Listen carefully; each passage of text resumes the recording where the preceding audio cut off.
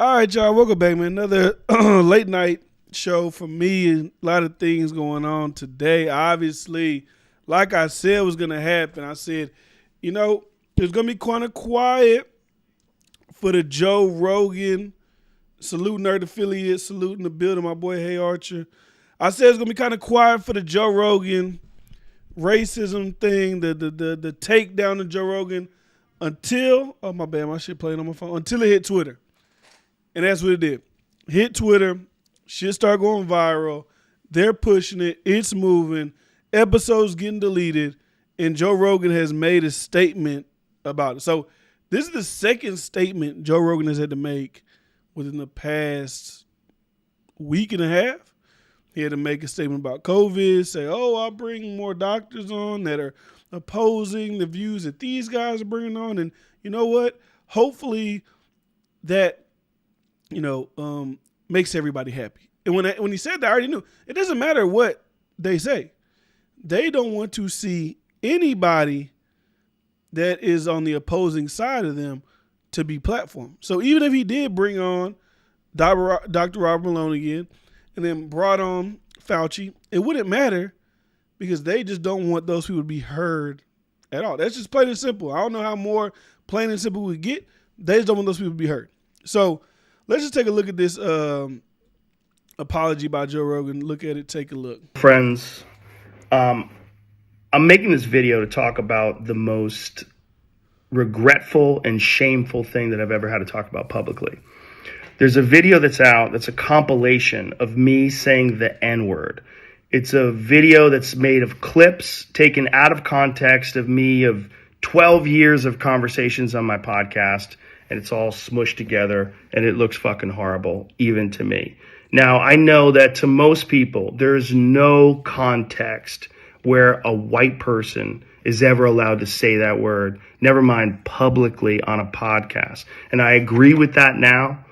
I haven't said it in years, but for a long time, when I would bring that word up, like people, I don't know why people like to discount on the internet. People are really trying to act like context doesn't matter about a situation. Like I said plenty of times, if you're not comfortable with a white dude saying the N-word, I'm not here to dispute you. I'm not even going to push back on it. That's fine.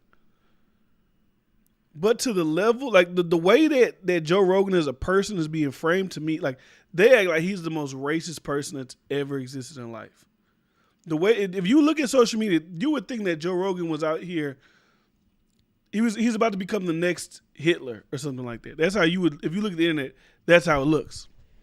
So, and I know, and also something I want to talk about too, because I for some reason one of my Joe Rogan videos went like a little, I won't say viral, but for me, like it ended up getting like 5,000 views.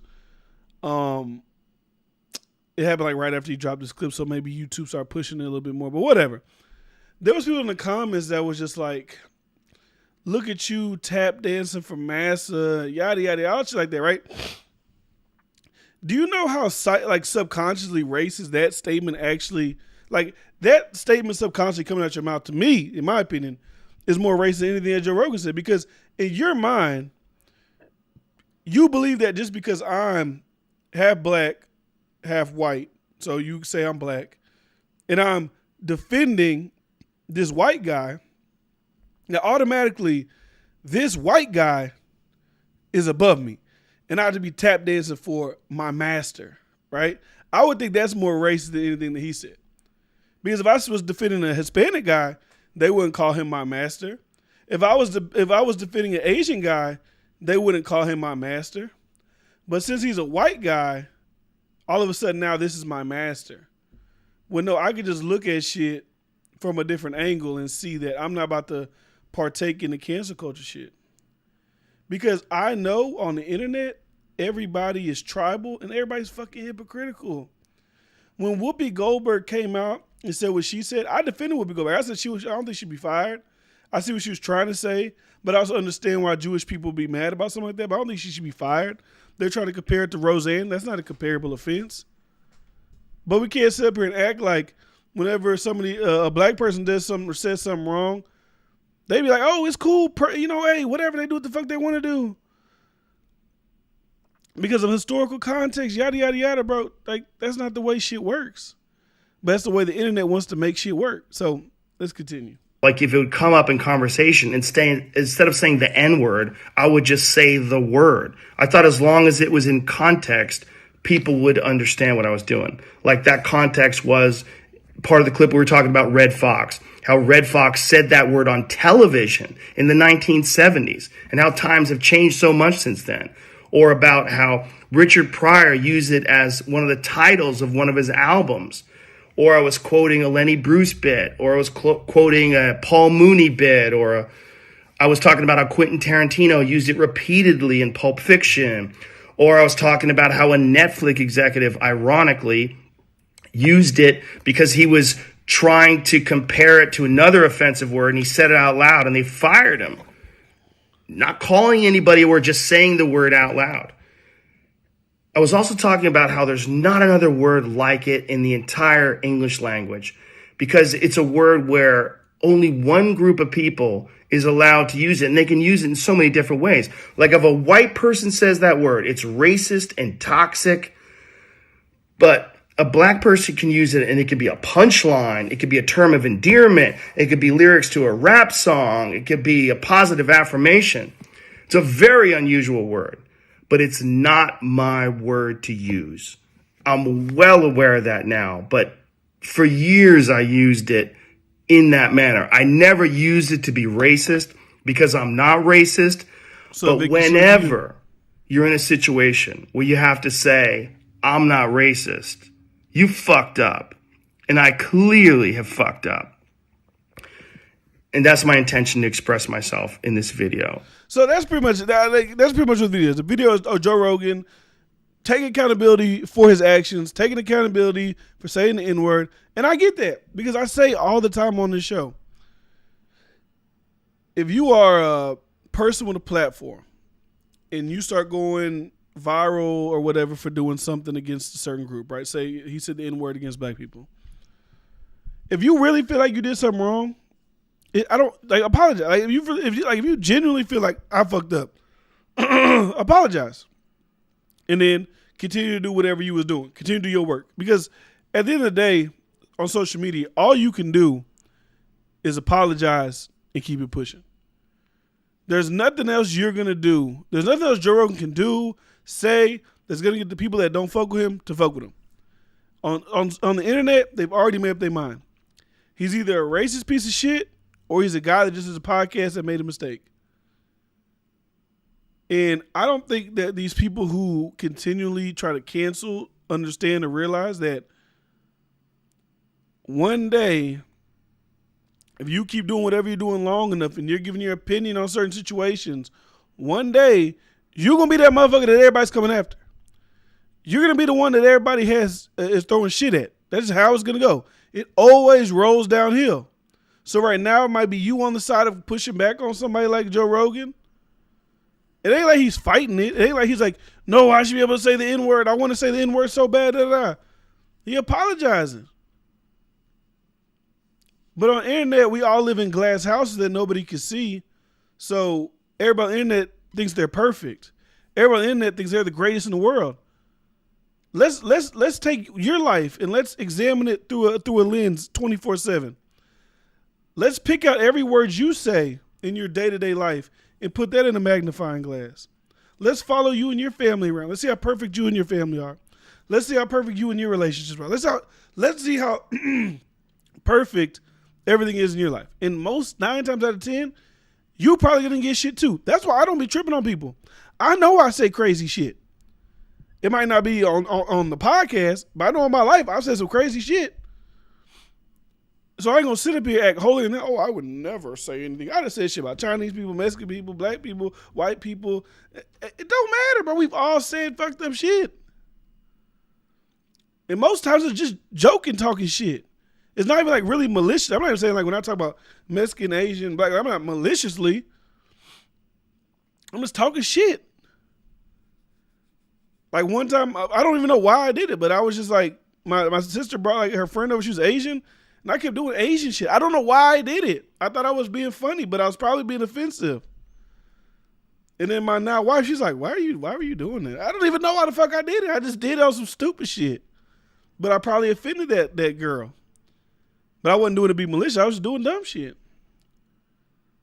So obviously, with this, we gotta go to the Twitter warriors, right? We gotta read a couple Twitter warriors tweets, right? So this guy Jared Holt was like, Joe Rogan is a threat to corporate media. It's hands down the most laughable take the whole debacle. We all know he signed to Spotify for $100 million, right? What do you think Spotify is? We know Spotify is a giant corporation, but the difference is, and he probably knows, but he's just trying to be semantic idiot dumb fuck. That when you work for CNN, Fox News, MSNBC, those media corporations have agendas that they need to push out through their pundits. Look at all the shit Spotify's getting. Do you think the shit Joe Rogan talking about on his podcast is being pushed through by Spotify executives? No. So that's the difference. That's what I mean. People go on Twitter, they get blue check marks, they work for this magazine, they work for this fucking magazine, they say this dumb shit, they do this dumb shit, and then they just say whatever the hell they want to say. And then this is what we got. This is great right here. We got Occupy Democrats, who is a pretty much like an attack dog social media page. Pretty much, that's what they are. So breaking news, under the cover of night, Spotify quietly removes over 70 episodes of Joe Rogan's podcast that include offensive remarks and racial slurs by Rogan, such as multiple casual uses of the N-word from its platform. Retweet if you think it's a little too late. So they're just trying to get social media. Every tweet that they end with, retweet if you agree with this. Retweet if you think, but they're trying to get a buzz on social media. They also say, if you're a Democrat who think that it's shameless on Spotify's part to quietly remove 70 episodes of Rogan's podcast, includes physical remarks, please retweet and follow us.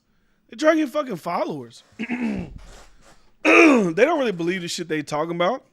They don't really stand on the shit they say. They want retweets, they want followers. That's what all this is about. Outrage culture is about building a following. It's about building a base. You're not adding anything substantive to the conversation at all. You're just attack. Who can we get next? Who do we cancel here? Who do we cancel there? Because we feel more powerful. It's like the Infinity Stones. The more you take down, the more powerful you feel. The more powerful you get. That's how a lot of these people on these social media apps feel. So then we got this guy, Don Winslow. He says, "Dear Spotify, you have openly supported this racism for years.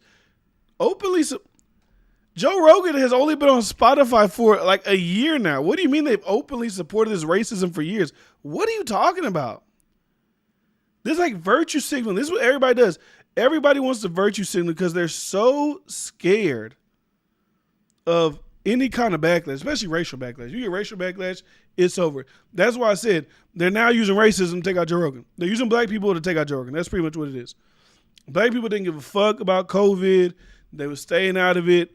They felt like there was a lot of like mainstream conversation about Spotify, about Joe Rogan, but that shit wasn't working because don't nobody give a fuck about mainstream news no more. So what do we need to do? We need to take it from mainstream news.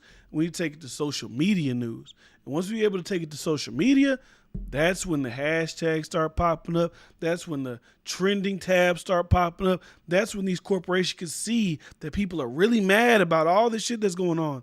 That's the tactics. That's what they're doing. So he continues. Now you're going to go around and deleting old episodes trying to hide your support? Nope. Watch him smile as he says the N-word over and over again. You can't delete this. Spotify is bathed in this racism. Like, super fucking dramatic, just trying to be a fucking like that. That's just like weenie shit to me. This guy's a fucking weenie. Don Winslow's a weenie. And then you know what else Don Winslow went and did? He went after the one and only The Rock. So Don Winslow says, "Dear The Rock, you're a hero to many people, and using your platform to defend Joe Rogan, a guy that used and laughed about using the N-word dozens of times, is a terrible use of your power. Have you actually listened to this man's many racist statements about black people?" It's like what are we doing? And I've seen the clips people trying to use. Okay, well, if it's not in context of a Red Fox jokes, we're going to pull up the Planet of the Apes shit. I saw the Planet of the Apes shit. Is it a bad little joke gone wrong? Yes. Do I think this guy's is the biggest fucking racist piece of shit in the world? No, I do not. And me saying that makes me, Uncle Tom. It makes me a coon. It makes me all these things people will call you. But it's like, bro, everybody doesn't have to feel the same way that y'all feel. If you're, and most people, to be honest, do not actually give a fuck. They don't. Because all we have to do tomorrow is say, whatever big news story. Kanye West, Kim Kardashian officially divorced, or Kanye West and Kim Kardashian elevator brawl. Take like any just dumb headline that'll pop up, right? And they'll immediately go to that. By next week, you won't be hearing about this shit. It'll be on to the next one because people really don't care. And the crazy thing to me is there's so many other things that we could actually like throw social media weight behind, but it always seems that the weight gets thrown behind dumb shit like this. Like, let's be honest. He said the N-word a million times, right? Is saying the N-word, especially with the hard E, with hard R, the most tactful thing to do? No. Should a white person just be willy-nilly saying it? Probably not. I don't even say it like with the ER. Because I'd say N-word because it just sounds like a crazy word, to say. But I'm not going to crucify him because he did. Because like I said yesterday, I know people could find no clips of me saying maggot, but me using it in context, not just calling somebody that. And then they'll just use that shit against me and say, oh, he's a homophobe. It's like, bro, no, fuck, I'm not. Like, and now the new thing is, I saw the tweet, where's that? Now the new thing is this, right? So we hit COVID. We hit racism. Next one they're trying to go to push. Spotify removed over 70 episodes of Joe Rogan yesterday in which he used the N-word. All of the transphobic episodes. Now we're on to the transphobic shit. So now we went from COVID, racism. Now we're gonna move on to the LGBTQ, and let's just keep heating it up. Let's just keep throwing coals on the fire. Because let's be honest, if you do a podcast that's not really centered in anything specific, and you're just having conversation with different people every single day on your platform, you're gonna be able to find any little thing about me. They're gonna pull up Joe Rogan talking about trans people being athletes. They're gonna pull up a whole bunch of shit. Right? That's what they're going to do. And Jordan Peterson, he not going for none of that shit. Jordan Peterson is fighting against that shit tooth and nail. Anybody tweeting about Joe Rogan, he on their ass. And he pretty much said, keep up your censorious, wannabe tyrants, and you're going to get exactly what you're aiming at, Joe Rogan. So this person is trying to, because Jordan Peterson said, being trans is like satanic ritual abuse. Now, I don't know if that's exactly what he said, because, they like to take clips and they take them out of context. So I don't know if that's exactly what he said. But anyways, back to what I was talking about with The Rock, though. So The Rock is pulling back support on Joe Rogan because that guy pretty much called. I don't know who Don Winslow is for The Rock to want to respond to, but The Rock did respond to him. So Dwayne The Rock Johnson said he had been made aware of Joe Rogan's past use of the N-word prior to saying that he would appear on the Joe Rogan Experience. Johnson discussed Rogan's resurfaced use of the word of Twitter on Friday. Dear Don Winslow, thank you so much for this. I hear you as well as everyone here. 100% I was not aware of his N-word use prior to my comments, but now I become educated to this complete narrative. You've been educated on what? You've been educated on something. I know he's white, so people don't want to say it. I'm not fighting you against that. But to use uncontextualized clips to destroy somebody, to me, is disgusting. It's just disgusting. It don't get to be about Joe Rogan. It could be anybody. Because like I said, people will say context matters when it's convenient for them. When it's somebody they like, context matters. When somebody you don't like, context don't matter. Context should matter all the time. Like I said, if this is Joe Rogan saying this, context matters, right? Boosie calls Lil Nas X, like, look at this. Boosie calls Lil Nas X the F word. He don't give a damn. He letting it go. He do all that. Like directing it to you, directing it at you. They don't give a fuck. They might put a little tweet here, tweet a little tweet there. Don't say shit. Because you know why? Boosie's essentially uncancelable. You know why he's uncancelable, really? Because there's nothing really they could take from him. But when Boosie said that, you didn't see no big O with you got a guy like Boosie on spot. And I'm not saying they should cancel Boosie. I don't think they should cancel him. I think what he said is wild. But like I said, I mean, what the fuck I'm going to do about it? But you didn't see a big, we need to take our music off of Spotify because Boosie. I didn't say India.Arie going after Boosie for saying that. She cool her music being up with Boosie. But she would take it out because it's just selective outrage. If you understand the internet, you won't really get mad at how you see people do shit on the internet. It's all selective. Everybody pick and choose what they want to care about. Everybody want to choose when context matters. Everybody want to choose when they just want to choose.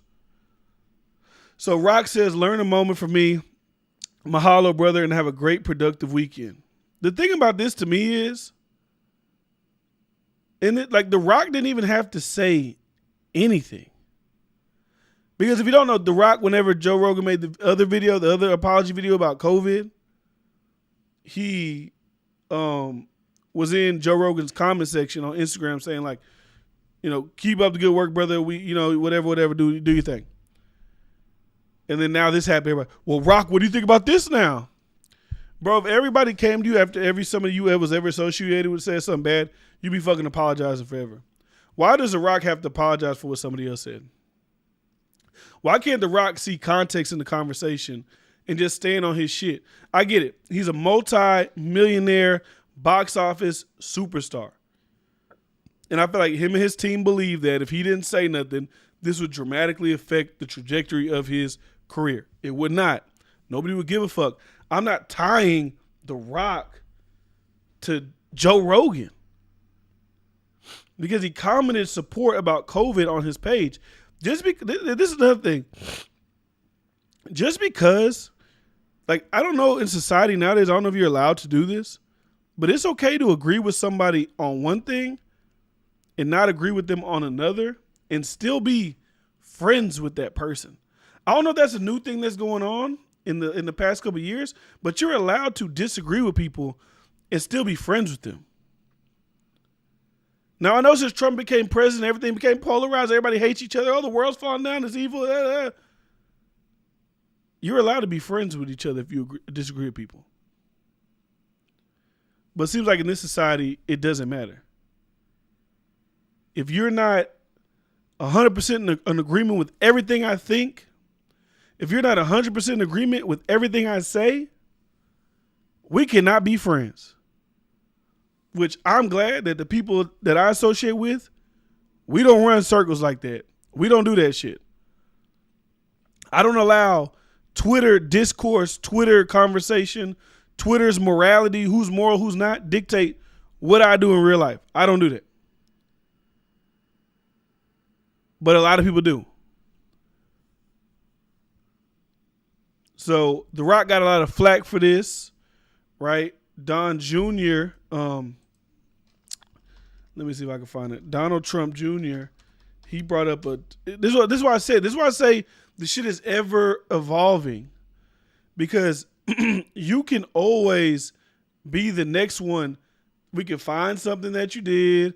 We can cancel you for this. We can cancel you for that. So Don Jr., where's it at? There's a couple things we got to really get into.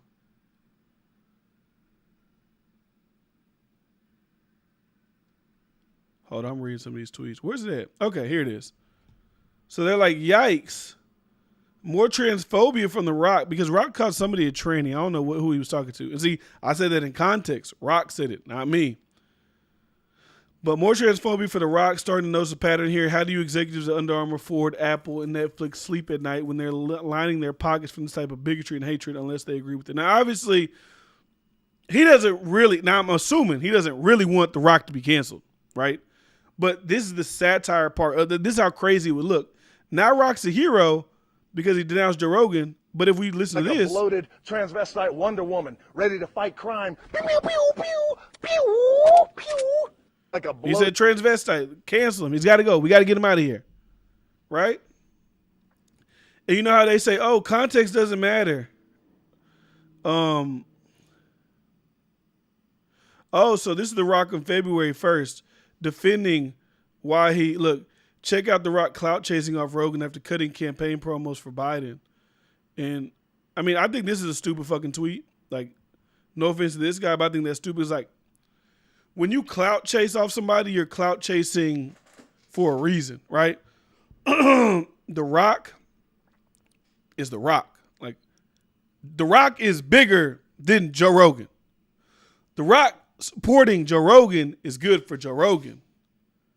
But The Rock commenting in Joe Rogan's comments is not a clout chase move because The Rock is, I wouldn't say leaps and bounds, but he is a bigger phenomenon, at least especially worldwide, than Joe Rogan. But that's not the point of this. So The Rock commented back to this guy. He said, "Hi, Jack.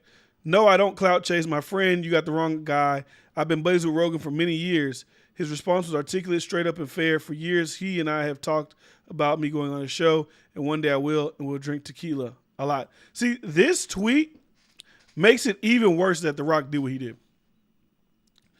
Because you're saying that you and Rogan have been friends for many years. You know what's awkward now? When you think about it, The Rock has a new shoe deal with the UFC. So Rogan obviously is the, I don't want to say the face, the color commentator for the UFC. Knowing that, why would The Rock even say anything? That's what baffles me. The Rock is The Rock. Joe Rogan is Joe Rogan. Why would The Rock even put himself in a situation to have this awkward, like, is he going to tell Dana White, hey, if you got Rogan still working here, I don't want to be working here or doing my shoes with the UFC now. You're not going to do that. So just don't say nothing. You said you've been friends with the guy for years. So why now kick him in his back when he's down? Pretty much The Rock, people elbowed Rogan while he was down with that apology or, "I'm sorry I didn't see those videos." Who the fuck is Don Winslow for The Rock to be apologizing to? Like, who the fuck is that guy? If I'm The Rock, I'm not apologizing to no random fucking verified Twitter person because I'm friends with Joe Rogan. They're like people who know me. I don't know how many people on this live have watched me and Bryce. Bryce probably in his time goes to say some wild ass shit. You're not going to see me publicly be friends with Bryce for years and then apologize for the shit he said. That's him. That ain't me. Why I got to apologize for something he said? Right? And then The Rock was just getting people's elbowed all day. He was getting rock bottom, people's elbowed. So did The Rock endorse this guy? They said context don't matter. No, you don't matter what the context is. You should never say it. This is big man boss Biden, everybody. Already have a nigger mayor. We don't need any more nigger big shots. Already have a nigger mayor. We don't need any more nigger big shots. Oh my God. Already have a nigger mayor. We don't. And the way he says it, he says it outside of. He was saying that shit outside of the Senate. He was. Need any more nigger big shots. So that just goes to show, bro. It's like everybody got shit that you can pull up. It don't matter who it is. Everybody got shit. Social media is the play perfect game. Who is this? This Howard Stern? Yeah, this wrote everything. Look, Mr. Howard Stern. Mr. Oh, I love COVID. If you get COVID, we should get rid of you. I can't go play chess with my neighbor in my $20 million house in the Hamptons because y'all won't go get vaccinated. I just want to play chess with my neighbor. Howard Stern. Oh, hush up. I hate blackface. I just can't get this shit off. Besides, Whoopi done wrote everything I'm going to say here tonight, so it's all right. Ain't that right, you smelly nigga? I didn't write. Now, I never even seen this video. But this is what I'm talking about. Right now, Howard Stern is the hero. You know why? Because he's into the COVID narrative. You can't tell me this is not start and end with COVID. if Joe Rogan was gung-ho on COVID, if Joe Rogan was taking the stances of Howard Stern, you would not see nothing about the N-word popping up. You cannot convince me otherwise that this shit don't got nothing to do with COVID. I want to continue watching this shit. Well, you is a smelly nigga. I got some more jokes for your New Year's Eve party there. You're not tired of this. And don't be racially offended, because Whoopi done wrote them for me, okay? Here we go. Go ahead. Black hole. And then look, he said that's Whoopi. He got that ugly. He trying to say that's Whoopi. Black hole. You're gonna love this. Hey, look at that. What do I loves most about the Whoopi? Yeah. Such as great timing. Hey, Robin. They got a 40. It's a box of chicken. I didn't even see that. It's like a whole. Dog, come on, bro. What are we talking about? What does you call a black rocket scientist? I don't know, A Ted. nigga. Whoopi wrote it. Whoopi wrote it. Hey, did you happen to notice this? No, what this is that? This here's my mother, Mama Dancing. Why, she done work in blackface, too. She must be very proud. Yeah. Now I know you really love me, Ted. You the man. I tell you, you the man. What done happened to Sherman's career? It's really over the end. I want you to give us a kiss, you smelly coghead coon. I love you. May I say something here? Mm-hmm. Oh, you can say whatever you want, you smelly nigga. Whoopi wrote that. That's it, Ted. You didn't know I was going to say that. Whoopi had no chance to write it. I don't accept that kind of language. You can call her whatever you want, but you don't talk to me that way or I'll leave. Well, don't let the door hit you on your big black ass, mama, on the way out of here. Now, where was I? Oh, yes. Now, Whoopi, you is a filthy nigga. Dog, bro, what the fuck? Are you, bro, I've never seen, what the fuck? Now, that's wild. That's like way worse than anything that like, dog. Now, like I said, I'm not even calling to cancel Howard Stern because I don't really give a fuck. But that shit is crazy. Hey, you smelly nigga. Like, dog, they got the bucket of chicken. They got the 40. They got the blackface. He said nigga 7 times in the video. That's crazy. But like I said, I don't even feel it. Cancel him. Like, bro, I don't give a fuck. Now I know everybody ain't gonna be feeling like how I feel. But that shit was crazy. But Howard Stern, he's pro COVID vaccine. He's like, he thinks that people who get COVID who aren't vaccinated, they should stay home and die. They shouldn't be allowed to go to the hospital. So they cool with whatever the fuck he doing. That shit's wild. I ain't never seen that shit.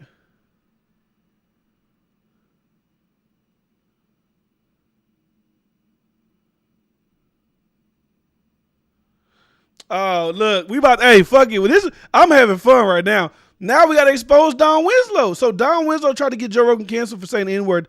It turns out that in his books, Don Winslow used the N-word a lot, and I mean a lot.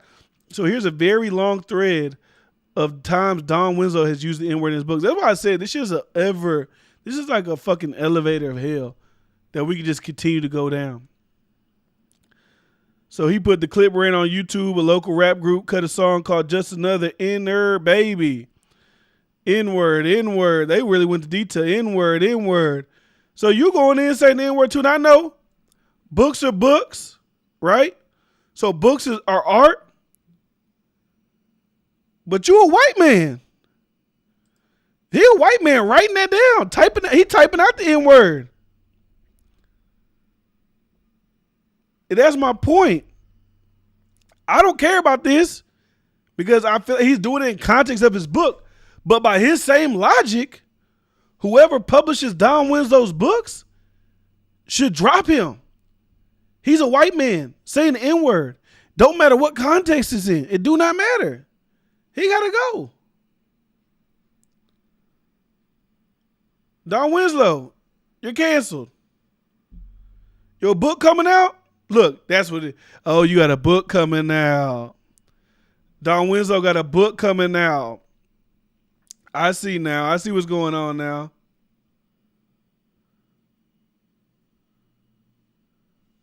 I see what's going on now. Big homie got a book coming out. That's what's going on here.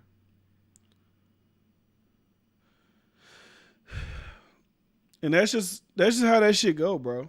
Like the woke movement eats its young. It eats everybody who partakes in it. You can't name me nobody who's been a part of the woke movement that hasn't eventually got eaten up by it. That's why it's best to just, and like I said, it'd be different. I don't have a problem with people going after people who are really being hateful, really, promoting violence against other groups. I'm not gonna sit here and be like, no, they should be. No, you could destroy them. But for me to really feel like Rogan's a racist, right? That would mean that now I'd have to think that The Rock is transphobic. Because in context of conversations of saying the N-word, he wasn't directly calling anybody the N-word. Now I get that people, the Planet of the Apes. That was a dumb fucking thing to say. I feel like he was attempting to be funny, right? Bad jokes cannot land, right? And I ain't gonna lie, this whole thing with Joe Rogan and seeing the way media do this, media do that, really made me rethink how I feel. Well, nah, because they was really going there. I'm about to say made me rethink how I feel about Fresh and Fit, but I probably wouldn't go as hard as I was going against him after this situation. I still have like a critique, like, hey, you probably shouldn't give into the damn the stereotypes of black women and shit like that, just to let people know what you don't like. But I don't think I'll go. I mean, I never said they should be canceled or no shit like that. But because everybody's gonna have their day in the sun. If you doing this content shit, now if you're just a regular person going to work, doing whatever you're doing, but if you get on a live stream like I'm on a live stream, or if you get on YouTube or you get a podcast, you do whatever, you start speaking your mind, one day you're gonna be in the sun and they're gonna be trying to come for you.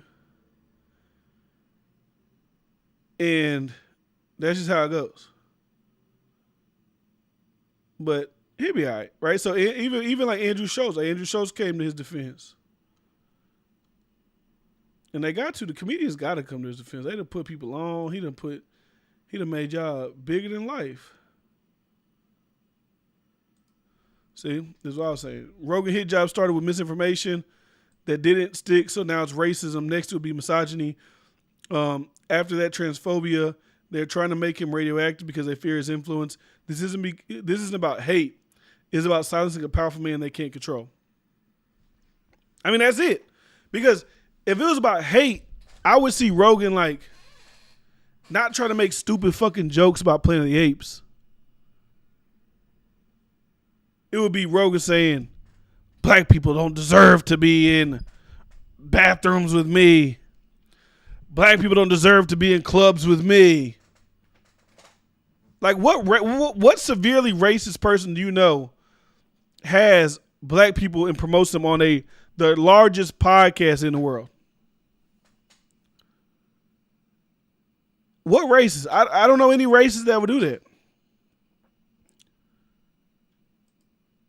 It's like, you could be mad at him saying the N-word. That's fine. But my thing is framing it like he's the most racist person in the world. That's what boggles my mind. Because my thing is, it's kind of like what I say with with sexual assault, right? When the Me Too movement was going on, it went from this guy raped me all the way down to like, I remember one time Amanda Seales was like, Russell Simmons. Now it's inappropriate, but still, this is what I'm gonna say. Russell Simmons, he walked on the elevator with me. He said, "Have we fucked before?" Oh, the trauma. Oh, the despair. The shit go from here all the way down to here. If you got everybody racist, do we ever get to where the people who are truly racist are at? Do we ever get to where the truly racist people are at? If Joe Rogan's a race, is there like different racist 1, 2, 3 levels? Because I think the people who hate black people, like the KKK, like that's racist. Do y'all think he's KKK? Like, I just need to know. Because if that's your thought process, then I'm going to think you're a fucking idiot. I think we have to be able to forgive, but wokeness has no room for forgiveness. They only want to burn people at the stake because they're in love with spectacle of shame, like that scene from Game of Thrones. Shame, shame, shame, repeat forever. I mean, that's what they want. I think it's, honestly, people who are, people who are, it makes people feel powerful.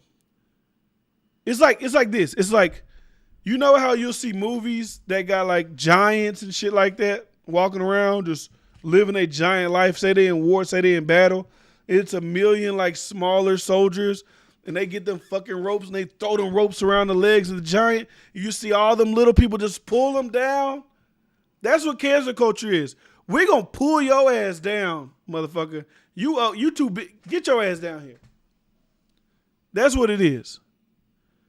Especially when after someone takes accountability, you continue.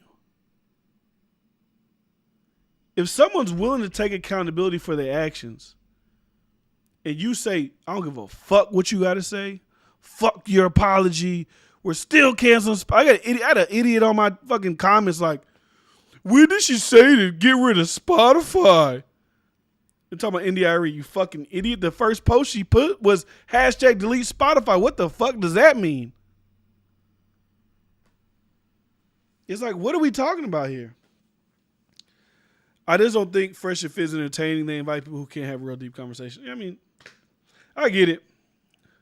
But they're in that lane of people wanting to cancel. They're in that vein. And the thing with this cancellation shit, Joe Rogan, is it do seem like a coordinated effort to take him down. Like who's take like think about like this. And this isn't even about Joe Rogan. This is about any creator. When you see they have a large catalog of shit, and then somehow you get a montage of years of content. Like think about this. This clip right here with Joe Rogan saying the N-word. That has to be a coordinated effort to do that. Because you're talking about over 1,000 episodes, hours and hours and hours of content just to find the N-word in that long ass conversation. It's got to be a coordinated effort in a larger faction. It's got to be. I refuse to believe that there's one person able to sit through all these Rogan episodes and find each time you say the N-word. It's got to be. It just makes no sense if it wasn't that.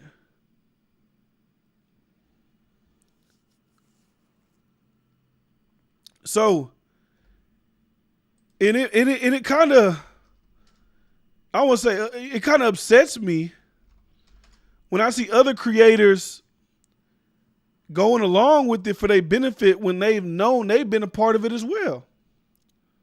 So I saw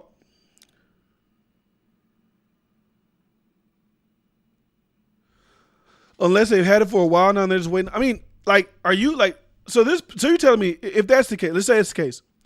You've been watching Rogan since the beginning. You watched him since the beginning. And every time you say the N-word in an episode, you would have had to record that, save that file for years. To me, that don't sound super like logical that could happen. It's possible, but just think about the time you got to be like, oh, once I accumulate all these N-word clips, it's going to be on and popping for Rogan. Like, think about that. Come on. So, anyways, you got Joe Budden seemingly responding to it, right? Because Andrew Schultz put that, it's a hit job, they're going to do this, they're going to do that. And he just puts LOL. Very vague, very, leave it up to interpretation. But we know what that means. He's most likely on the side of being against Joe Rogan, right? He's had enough heat, especially from black Twitter, black social media, getting on his ass about not liking black women, beating on black women, doing this, doing that, being disparaging. But my thing is, You know, I'm not to a level to where I'd even be in that situation to have backlash on things I've said or feel like I've been a part of a coordinated attack in any way, shape, or form. But I would assume when you've been on the end of that, like Joe Budden said, whenever he was getting his shit ran through, pause, he was like, oh, this is a bigger cabal coming after me. They're doing this to try to take me down. You would think that he would have a little bit more awareness about what's going on. Now, no, maybe let me take a step back. Maybe he's saying LOL because Andrew's tweeting this. And I remember whenever he was going through his shit, he felt like it was Charlemagne that was the reason for his shitstorm that he was going through. That's what he felt like. So maybe he's like, oh, look, now that it's your boy Rogan, but it was me, you and Charlemagne, y'all was cool with, maybe that's what he's saying. But that was my initial take on why he was saying that. Because his other co-host, Ice, said something about it as well. And I'm sure eventually on Wednesday, whenever they do their podcast, they'll probably speak on it. I'm sure his fans want to hear what he got to say. And I'm interested to hear what he got to say, especially, like I said, being a person who felt like they were under a coordinated attack. Joe Budden's felt like he's been under a coordinated attack before. So I would really like to see. Now, LOL, you can take that however you want to take it. I took it as what I initially said. But like I said, I really want to see what his stance on it is. Just out of curiosity, as someone who feels like they've already been through a coordinated attack. But this shit's so like multi-fat. It's like just so much with this shit. So, and obviously I want to go to some of his supporters. Obviously, Rogan got a bunch of supporters, people on his side, people that are not a part of the mob trying to take him down. It's because it's really for the reason I said. Because like I say, like, yeah, you're a black guy. People probably think I'm Mexican, but I'm black and Italian. But, it's a black guy defending Joe Rogan because you want to be close to the white man or whatever dumb shit people say. No, it's really because I'm thinking if they could take him out, they could take out anybody. That's just plain and simple. If they could get Spotify to drop him, then everybody got to start tiptoeing what the fuck they say because now everybody's in fear of getting dropped by anybody. That's why, like, a guy like Steven Crowder, I feel like Steven Crowder be doing certain shit because he kind of like that. I used to feel like, he likes that cancel me shit because whenever he does get banned or some shit from YouTube, they could push, like, subscribe to my, my alternate site where you can get all uncensored, whatever. Like, I used to feel that way. But now it's like, bro, you kind of got to defend everybody. They're not doing nothing like overtly fucking crazy, calling for violence. You got to defend everybody essentially because if they can let it happen to one person, then it could just happen to everybody. And that's one thing about that Kwame Brown shit he be talking about that I agree with, that company policy shit. That whole, you can only speak, you can only speak within the parameters of this conversation. If you step out of those parameters, you're done for. Lose your job, lose your livelihood. Just shut up. And they be calling everybody else fascist, but don't that seem like fascism right there? You can only think and speak within this box. As soon as you step out of that box, you got to go. You got to be silenced. You can't tell me you ain't Mexican. LOL, you should be like the Democrats and act like you're Mexican for brownie points. I'm black and Italian. But my wife is Mexican and black. So my children have Mexican in them. That's how we rocking. But anyways, Tim Dillon, he made a post very close to Joe Rogan.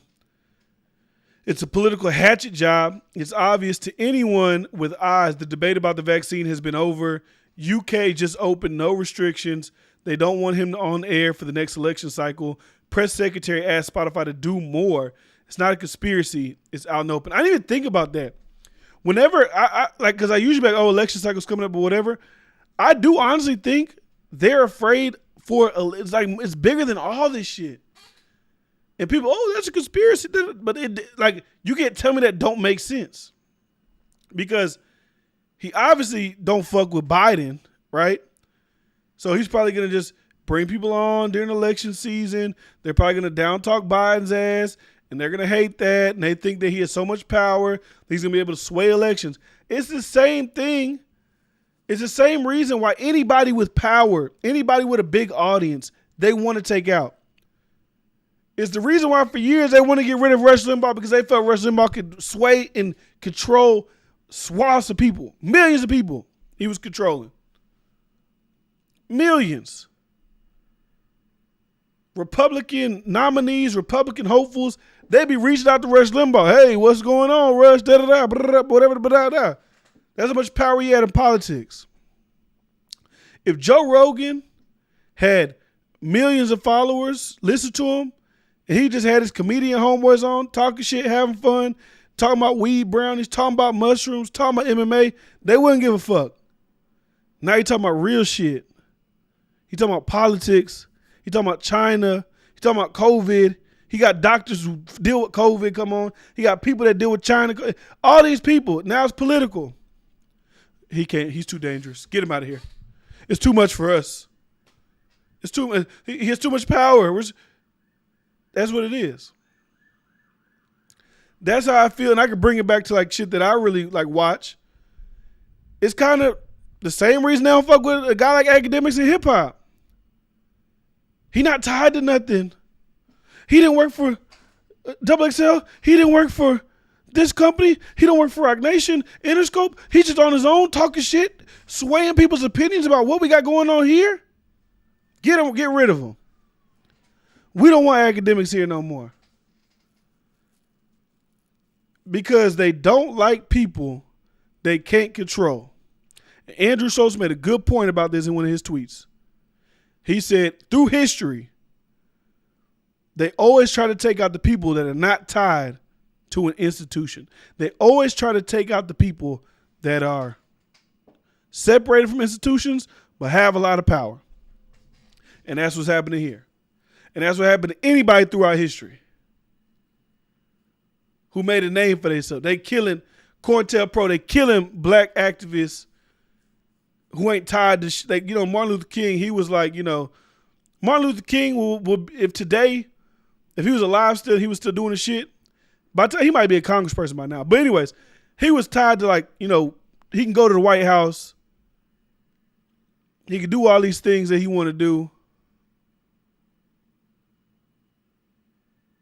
But Black Panther shit, all that shit that's not directly connected, they don't have a line to the government, we got to kill them people. We got to get them out of here. Kanye, I don't know. I don't know what to say about Kanye. Kanye can't be controlled. What he say. But I do feel like the industry loves Kanye. I said that yesterday. I told you that. I feel like the industry loves Kanye. Because he's just a magnet for money, honestly. So, then we got Lex Friedman.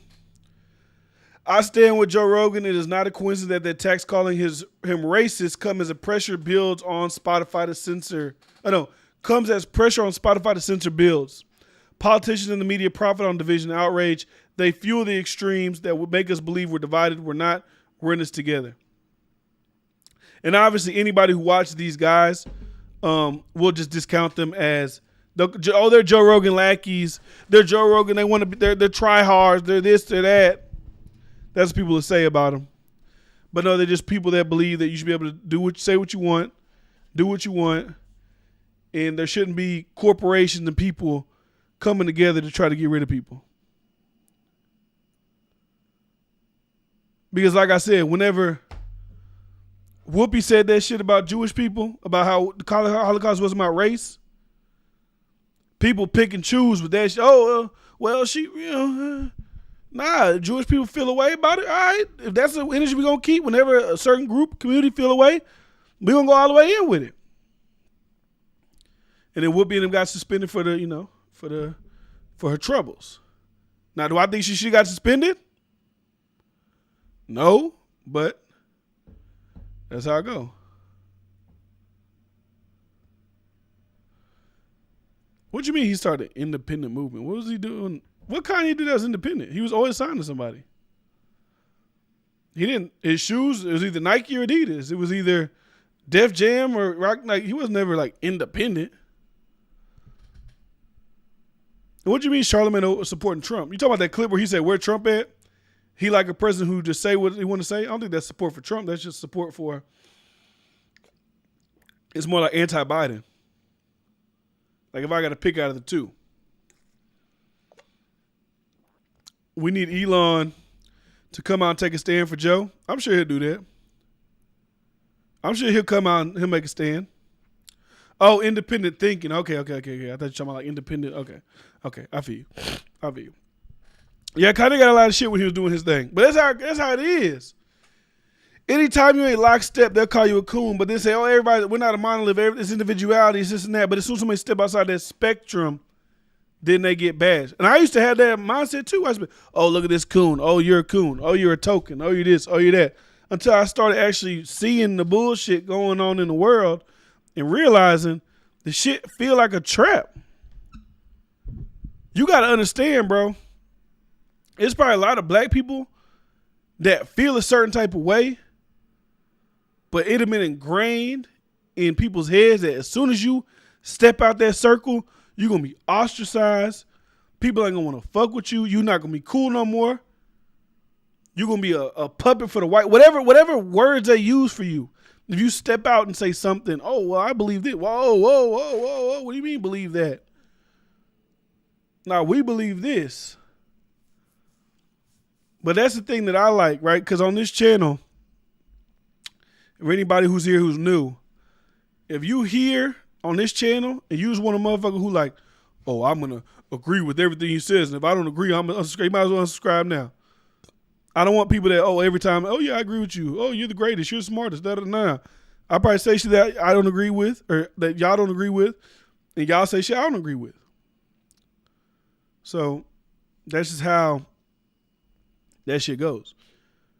What do you think about Kanye running for president? I mean, I think it's just like Kanye wanted to run for president. Like he just wanted to do some shit. Like he was like, "Fuck it, I'm gonna try."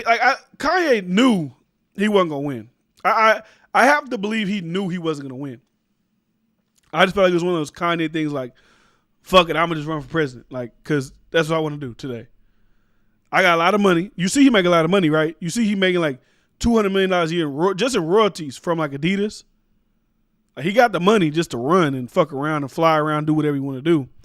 But I don't think he took that shit real serious. I ain't gonna lie, I was a whole BLM supporter just a year ago until I started researching stuff. LOL, we disagree sometimes about stuff. That's what I'm saying. Like, it's okay to disagree about shit. Like, that's the fundamental part, I feel like, of like America. I know that sounds corny, but like disagreement is the fundamental part. We can either agree to disagree or we can come to a common ground. That's how shit should be. We should be allowed to come to common. It shouldn't be gladiator sport every time we disagree with each other. It shouldn't be fight to the death. Like when Trump became president and I saw people like, I'm not hanging out with my family members no more. I'm not hanging out with my cousins because it was like, what the fuck is going on? I would never disown a family member for supporting. Like I said, if we was back in the old days and it was like, I'm living in Germany and my family members supporting Hitler, that's different. I know they tried to make it seem like Trump was Hitler, but like, let's keep it a buck. Like, what really changed going from Trump to Biden? Nothing, in my opinion, for me. Maybe people say, oh, well, this policy over here did this for me. I think this policy over here, this messed me up. I feel you. I think it's huge that the video of JRE taken out of context is allowed to exist while the contextual videos have now been erased from the internet. You know what the funny thing is too about that? Now that I'm thinking about it, it's got to do, it's big tech everything. That clip is taken. A clip like that automatically is out of context. You don't see Twitter putting up no advisory sticker, missing context, fact check, yada, yada, yada, whatever, right? But when it comes to COVID, they're quick to missing context, needs more context. But with that clip, they just let that shit fly. They just let it run wild.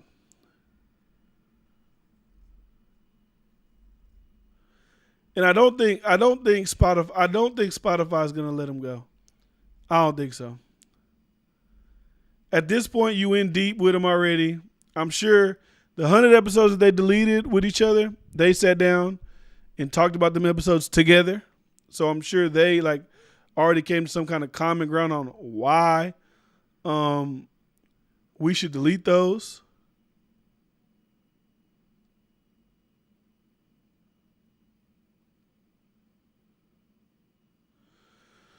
But what if the big dogs, like the artists that pull in big views, all come together and go against Spotify? They will have to let him go. I mean, if Drake, Beyonce, Rihanna, Adele, Taylor Swift, if they all said we taking our music off Spotify, then, most likely, hey, we gotta let you go. But I don't see a world where any of that happens, because my thing with big artists, right? You just want to wipe your hands with this shit. You don't even want to enter your name into the arena of this, because when you enter your name into this arena of speaking out on issues, and this is what happened with LeBron James. This is why people give LeBron James shit for not speaking about China. When you throw in your name in these political these cancel culture charged conversations, now every time it's something like this, you got to throw your name in there. And if you don't, they're going to be on your ass for it. So, they don't want to lose Joe. The conservatives lose their mind as well. See, that's the thing too. The conservatives will lose their mind, bro. Everybody should lose their mind if they do that. Everybody should be upset about this. Yeah, you gonna have sheep people that just follow whatever. Oh yeah, he's a racist. I never watched it before. This is my first time. It's bro, if I sit you down, I can make you believe that anybody is a horrible person. I can sit you down, say something you never seen before. You never heard of them, never nothing. No, you never know who they are. If I sit you down and just play their most offensive clips and don't show you anything about them, I can make you believe that you're watching the worst person in the world. And that's essentially what this is doing, because I don't think in the black community Joe Rogan is, a big thing. Of course, people may know who he is. Maybe you're in the MMA. Maybe you've seen he has somebody on there you fuck with, yada, yada, yada. Because like I said, all black people ain't the same. I know there's a lot of black people that already know who Joe Rogan is. But the majority of the social media black people who live for the Shade Room, who live for the Baller Alerts, who live for the Neighborhood Talks, they don't know who the fuck Joe Rogan is. So we just drop a clip of this. Hey, here. Ding. Look at that. Oh, my God. It's the worst. Fucking get him out of here. It's a piece of shit. Spotify canceled. Delete Spot. That's how it's going to go.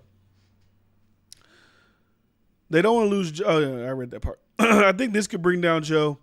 This is some 1984 shit going on. I think that this is a huge moment in American culture. The question is, can the cancellation of Joe Rogan jumpstart a civil war in America? The cancellation of Joe Rogan start a civil war in America. This is obviously a coordinated hit on Rogan, and I wouldn't be surprised if they went on and tried to grab a few big boys that they're in Spotify with. I wouldn't be surprised if they tried to, but I just don't know which. I listen to hip hop, right? So I'm just thinking of hip hop. What person in hip hop would step out and be that person?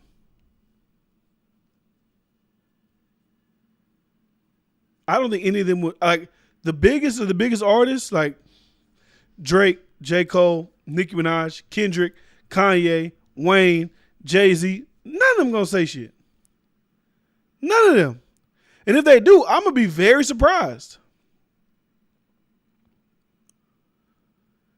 like I hate racism, but to have such a moment like this, that moving forward, no white person could ever say the N-word, even in academic context. The people before us fought so hard for our freedom, just for the majority of the black community, just to willingly give their freedom away. Happy Black History Month. Ancestors will be proud. I was thinking about that today. I was like, I wonder if the good brother Malcolm and the good brother Martin. This is Martin. I was about to say Martin Lawrence. This is Martin Luther King and Meek Mill. Everybody says they look alike, but that was a cool picture I found in it. But anyways, if these brothers were still alive, even the good brother right here, Dick Gregory, would they be looking at the way that these new activists use social media and be like, this what y'all use? Like, y'all got so much political power now. Y'all got so much to make changes that out of everything going on in America, right? This what y'all use. Y'all using our platform for Joe Rogan. Y'all not using that shit for voting rights. Y'all not using that shit for lynching bills that ain't. I forgot who I was watching. They said they done put like 84 lynching bills. I could be wrong. Like you can quote me on a number. They could put 84 lynching bills to be voted on, and they wouldn't even vote on them. But that won't get no attention. Shit like Joe Rogan said the N-word, cancel Spotify. Motherfucker, y'all wouldn't even listen to the motherfucker before. So why do you even give a damn? That's what y'all wasn't even listening. So now y'all just can't, like, y'all don't know nothing about the situation. Y'all don't know nothing about the rhetoric, nothing.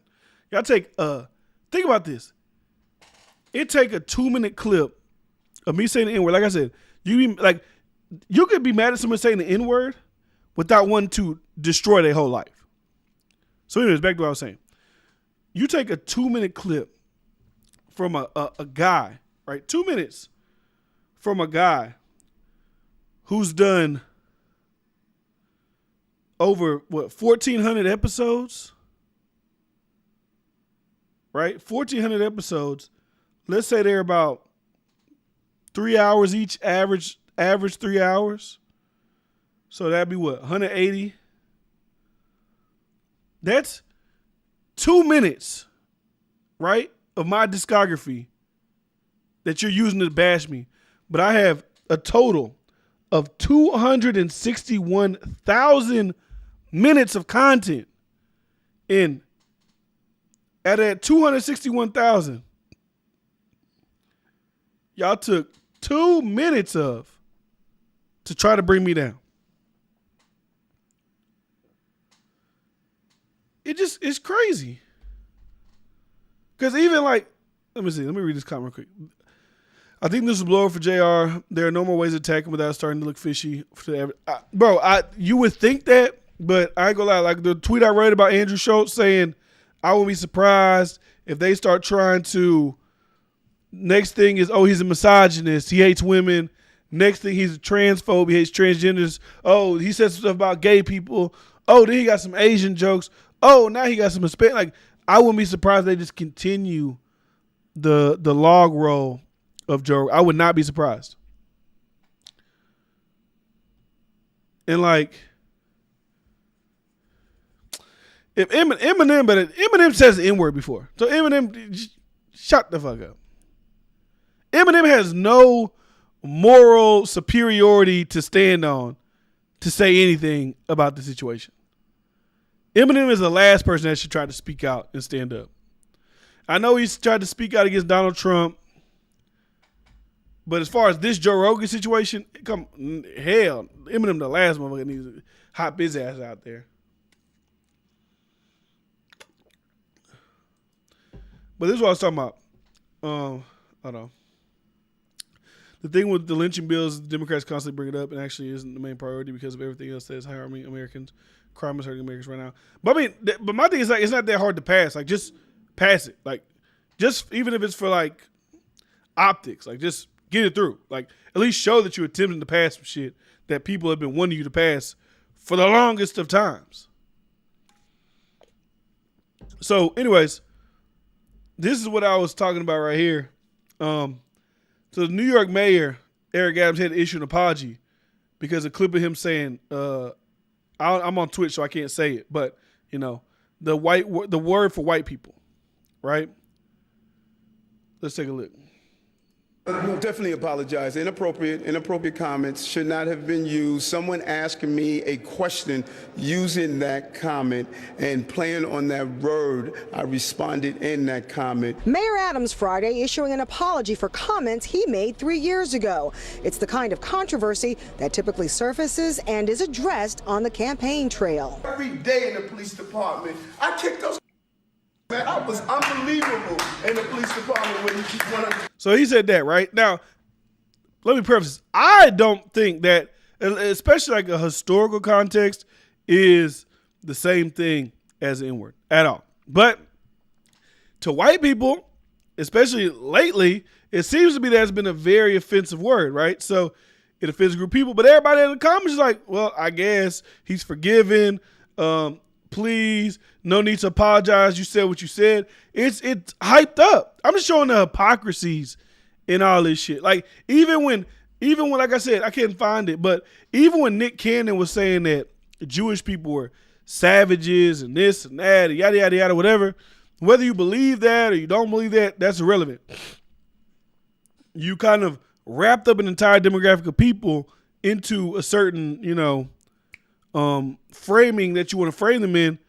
People in the comments like, yeah, fuck them. Who cares? They don't say nothing to us. So it just shows me that at least by social media, at least in social media, they know that if they want to push agendas, black people are the people that they need to get behind that agenda to get shit moving. If you want to get somebody canceled, like really canceled, you got to get black people out because they'll be on the forefront. They'll tweet about it a lot. They'll retweet it. And then all the white warriors will come out to be with the black people.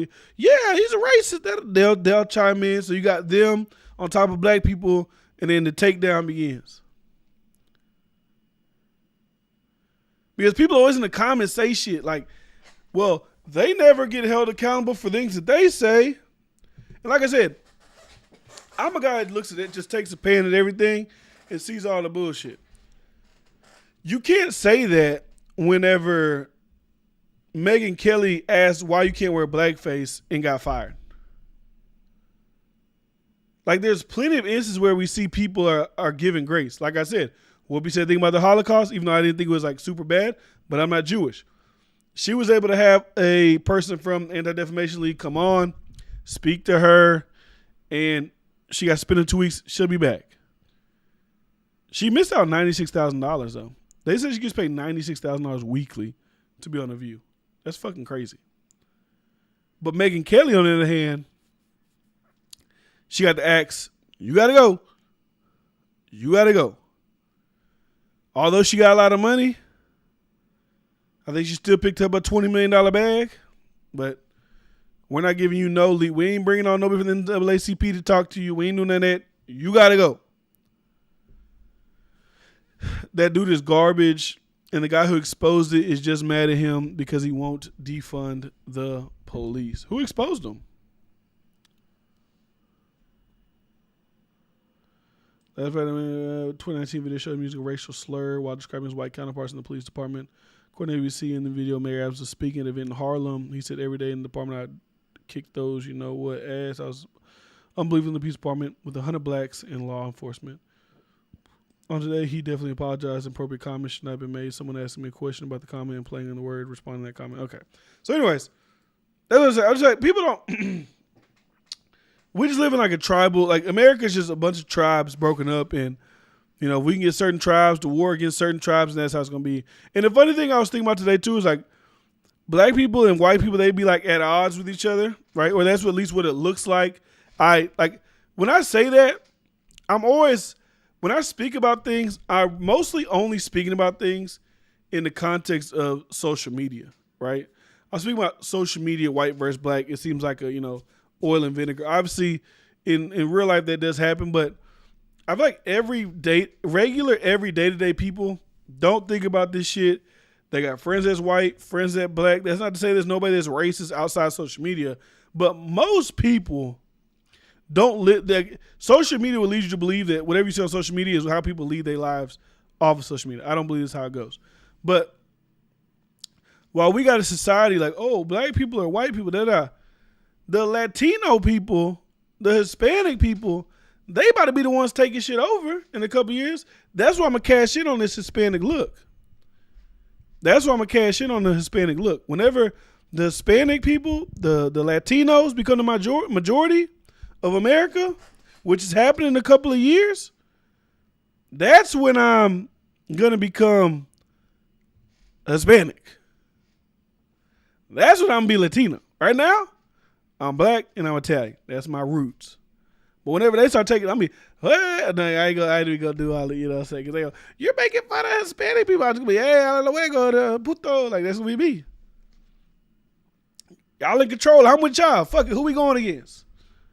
But anyways, it's not the individual, white versus black. It's the system and its feedback loops. It's the macro that's fed up. Yeah, I mean, I can see that. But like, look at it. I mean, I don't want to. I guess I can't use anecdotal situations, right? Come on, look at a guy like you. I mean, I don't even know if you're black. Honestly, I don't even know if you're black, Edward Cheese. So I can't even say that. You might be white for all I know. That little guy who posted the video is a guy who was upset because his brother was shot by a cop, and he voted for him because he thought he would help defund the police. Amen. LOL, look it up. Hola, I'm Afro-Latino. I mean, hey, I'm Latino now. Fuck it. Which I no, don't even like Latinx. People be saying Latinx. But yeah, that's pretty much 94% black. What are you 6%? What's your 6%? Oh, you got that white in you. You got that true white, that Scandinavian white. That real white, that Scandinavian boy of the Scandinavians. But yeah. It just all social media is full of fucking hypocrisy, bro. That's what you just gotta really take all this shit with a grain of salt.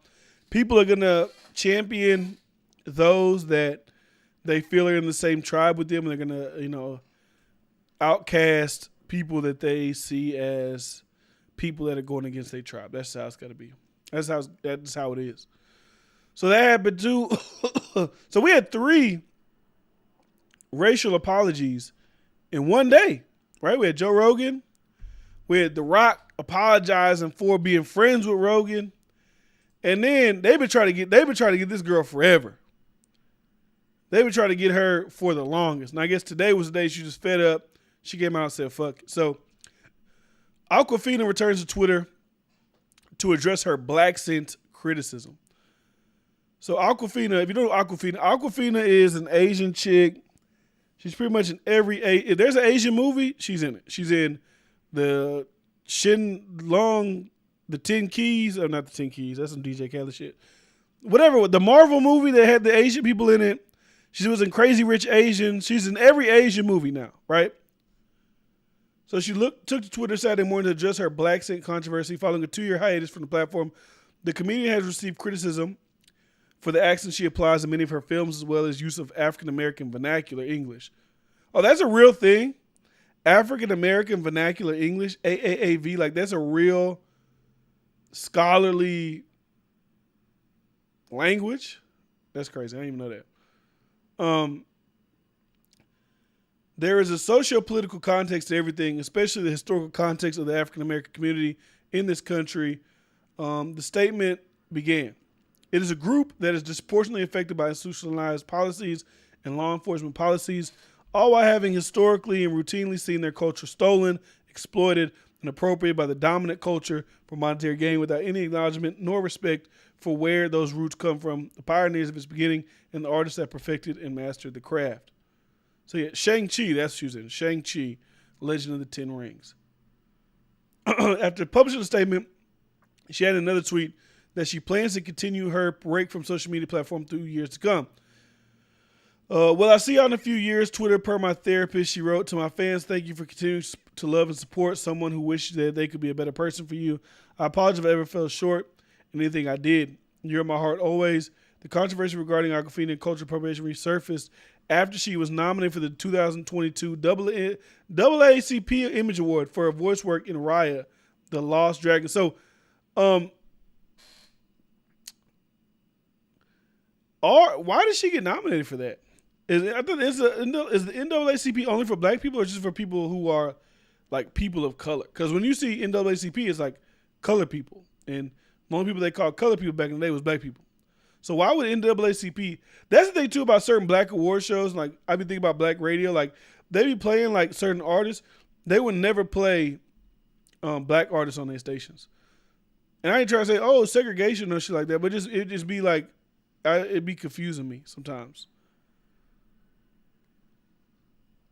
So, she wrote a lot of shit.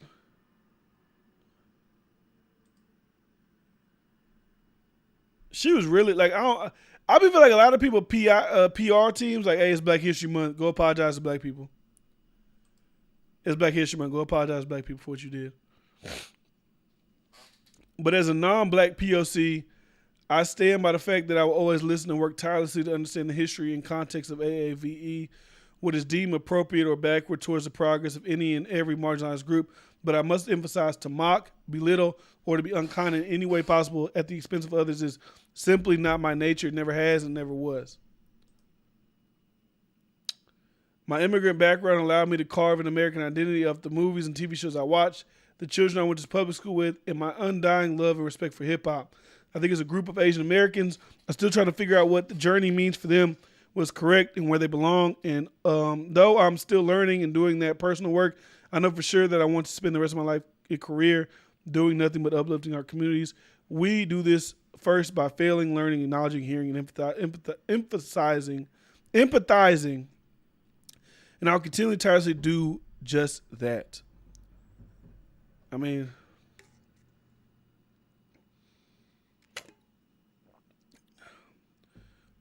these cultural stereotypes and biases are exponentially harmful to the majority, i.e. high IQ black kid doesn't have support from parents or community, so he or she falls through the cracks, versus a mediocre white child gets uplifted by his or her surroundings. Again, not there aren't poor white areas with the same problems.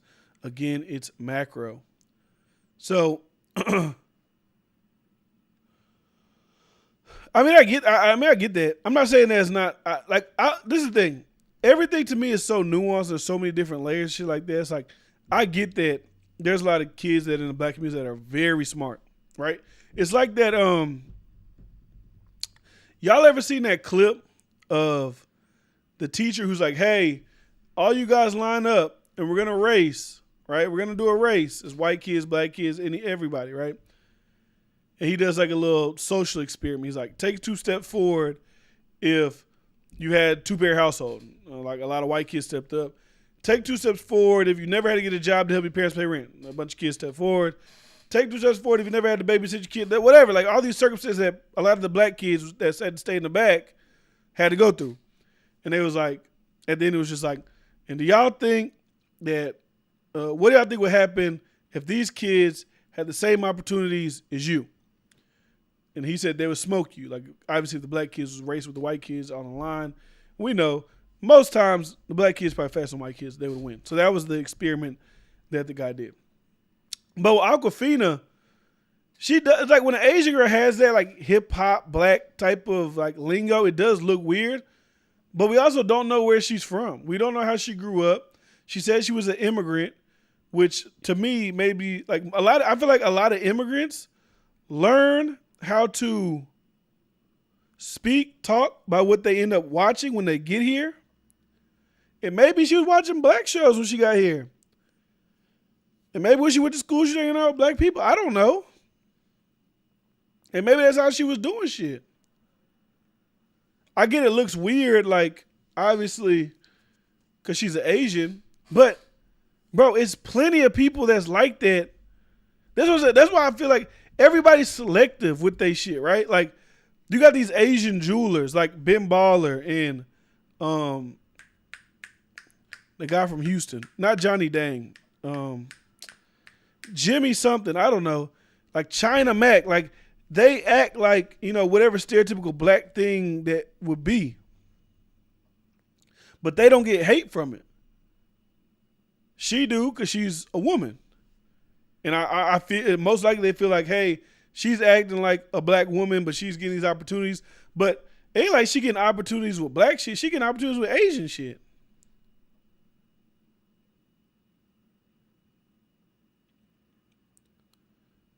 On top of that, slavery, Jim Crow, redlining. To this day, there are real estate contracts that specify no. No, I know there's still racism shit going on. Like, I would never see, like, I'm never going to be able to say, oh, there is no racism going on. There is no underlying conditions to why certain people in certain situations. I know that. That's a given. Like, the trauma of slavery passed down a generation. I know, oh, slavery was this long ago. That shit don't really, you know, that because the grandparents taught certain thing, they teach their parents, they teach their kids, shit trickulates down. Jim Crow happened, redlining has to do with wealth, redlining has to do with, that's why you see certain schools got low funding because the tax on them homes and neighborhoods got, like, I get all that. They should just split up the United States in different countries already. Nobody can agree on anything. I don't think we should be split up. I think that's just why. I think that's what America has states for. Honestly, that's what you got states for. If you live in New York and you don't agree with how New York runs shit, move somewhere else. And that's what you're seeing happening. You move with your feet. People don't like how shit was going to California. They ain't like how she was going to New York. They ain't like how she was going to Illinois. What they do? They moved to a place where they like shit being done, but we still in America. They moved to Texas. They moved to Florida. They moved to Georgia. That's why, like, America is a melting pot where if there's a certain way these people live that you like, you can move there. You don't like how shit going where you at? Move away. Go somewhere where there's going to be people that do shit that you like. So in a way, we already are split up into a bunch of countries. Especially you see how, I feel like you see the power of state governments with what happened with COVID. You see in certain states, they had super strict laws with COVID. Other states, they was chilling. How would we achieve conflict between a race conflict between classes? I don't know how to. Classes is like, I don't even know. I'm leaving Cali for Vegas. I found a spot. Oh shit! Hey, you know, I know maybe you anonymous. I don't know. Maybe you don't want to be known who you are. But you know, maybe me and Bryce come out to Vegas. You gotta, you know, show your boys a good time or something. You feel me? Like, God damn, you done been donating all this time. You might as well. Maybe we got to show, you know, treat you, you know? But Vicky said people need to be willing to have conversation, but Democrats are constantly shutting that down. And everyone is a racist or a homophobe if you don't agree with them. I mean, that's another thing, too. It's like the window for conversation just is closed. Like, it's just like, at least it feels that way. If you don't agree with me, fuck you. If you don't agree with me, I won't be your friend. If you don't agree with me, get from around me. And as you see happening, you know, this girl, she crying high. She's sad. She said she get death threats, all that type of shit, just for having the black, you know, black scent. And what they say she have? AAV, African American Vernacular English. They tell her to kill herself. All type of shit. Look, she just want to do her Asian movies and live her damn life. She said, the way I got acclimated to English or America is through watching black culture. And that's what stuck with me. And now, they on her ass. So that's what they're gonna do you, man. That's what they're gonna do you. People don't like you, or people pick and choose. That's the thing. People just pick and choose, bro. Like, you can only hope to be a part of the class that is being chose at the moment. That's all you can really do.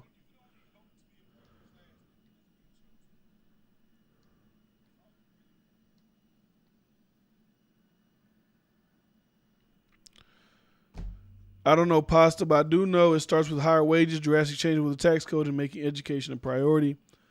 I never understand why people threaten violence on the path to stop violence and discrimination. So hypocritical.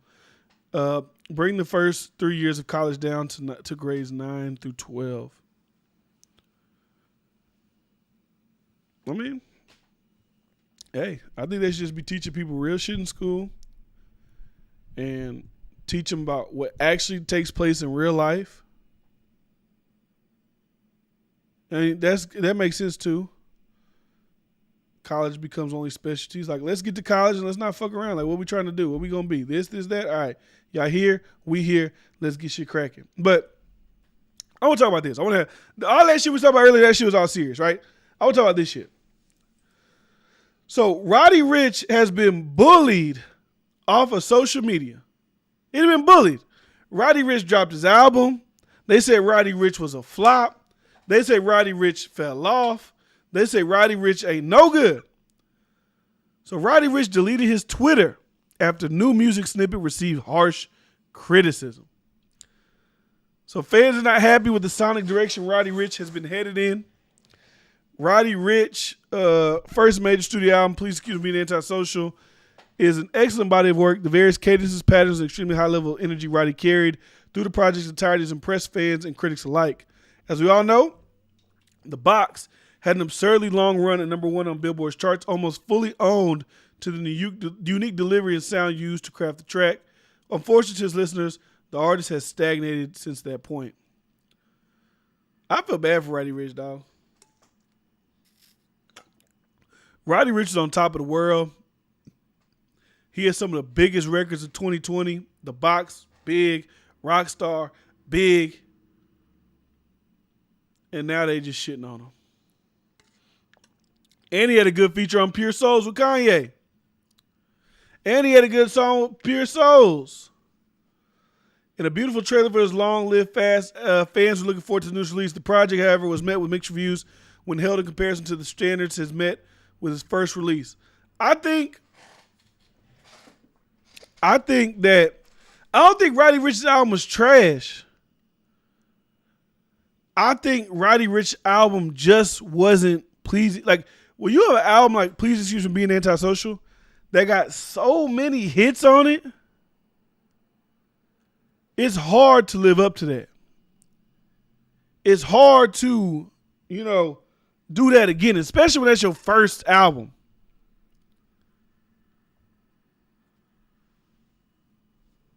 So he left off a tweet telling the world his attention for new project saying, "Feed the street." This I knew that when he said this, that he was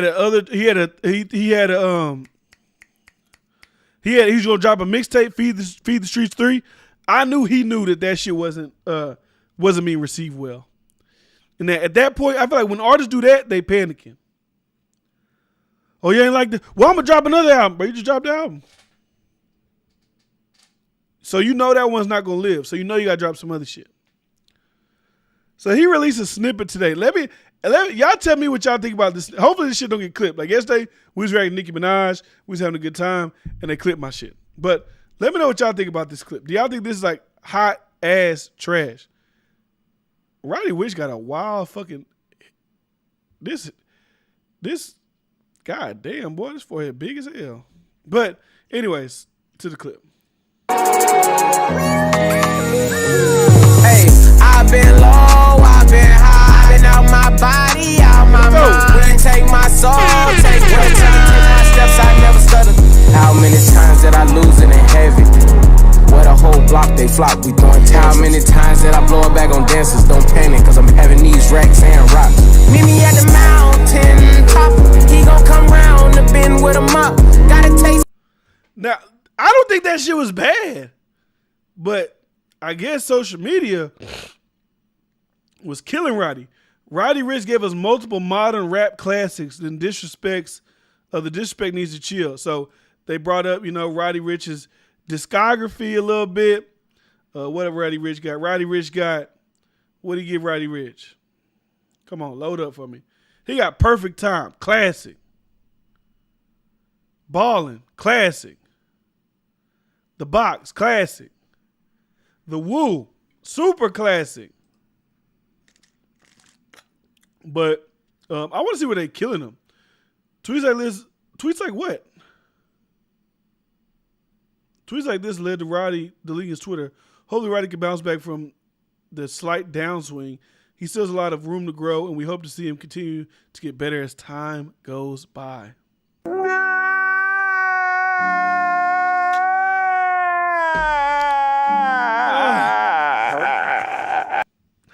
My nigga, I hate it had to be him. I feel bad. Like, bro, you posted it. Like, think about it. That makes it worse, though, because I feel like it's all about perception right now with Roddy Ricch, right? Because music is a lot about perception and how people feel about you at the time you drop. That's why I feel like people think rollouts don't matter, but I do think rollouts matter, especially to enhance your perception. And I feel like Roddy also doesn't have personality. So besides the music, there's never people to want to connect with when it comes to Roddy Ricch. Everybody else, Lil Baby, he cool. Lil Baby got Icebox. Oh, he's at Icebox. Oh, he got money. He's like, he's seen as cool. Lil Durk, he's seen as cool. He got all his little street shit that makes him mysterious. Oh, shit, Chirac, Chicago, yada, yada, yada. Young Boy got all his shit, mysterious, yada, yada, yada. Roddy Ricch, but you don't know shit about Roddy Ricch. Especially what sucks for him, too, is they in an era of microwave fans. Like, hey, you got to go. Drop. If you don't drop in a year, you're done. If you don't drop next week, you're done. As soon as you drop an album, we want more music. At least back in the day, them artists, they was able to just drop an album, be chilling for a little bit, come back, drop another album, chill for a little bit, come back, drop another album. Nowadays, with these new artists and these new fans, they on to the next shit like this. Like, that's why we looking at like these Twitch streamers. Like, you'll see a Twitch streamer go stupid. And then like 4 months later, they'll say, he fell off, they'll be on to another streamer.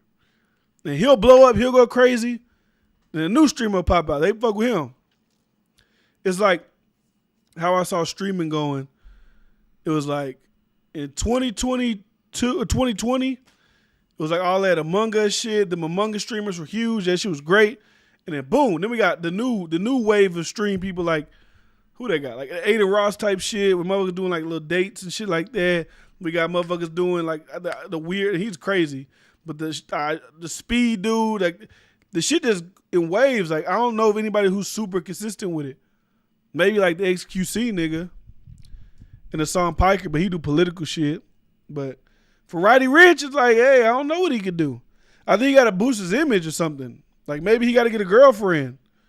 Like maybe he got to get a girlfriend that's known. Maybe that'll help, make people interested in Roddy Ricch the person. I didn't say Roddy Ricch the music, Roddy Ricch the person. What do you think of Jid? I don't think of Jid. I don't think nothing. Like I mean, he can rap, but I'm not like waiting on him to drop music and shit like that. Like I'm like, oh, when is JID gonna drop? Like, hey, if he drop, he drop. I don't have no like thoughts and opinions on JID and his music career. He can rap like him. Like out of the young guy, like we're just gonna talk about rapping. He can rap like a motherfucker. But as far as like me giving a damn about his music. That's like the furthest thing when I think about JID. Like JID, as far as rappers that I'm waiting on to drop, he's not one of the rappers I'm waiting on to drop. Not no disrespect to him, but I just don't even think about JID when I think about new rappers and things of that nature. But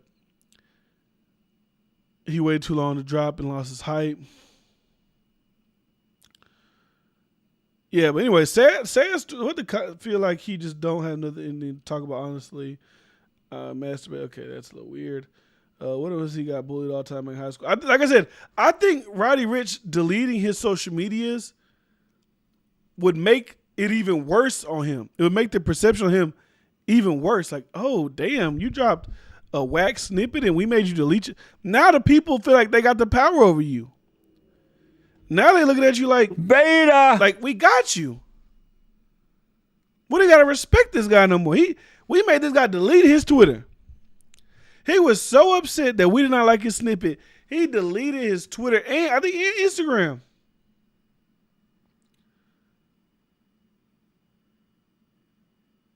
He been saying, me and Mustard back in the studio, we knocked one out in 11 minutes and shit like that. Like, all right, big dog.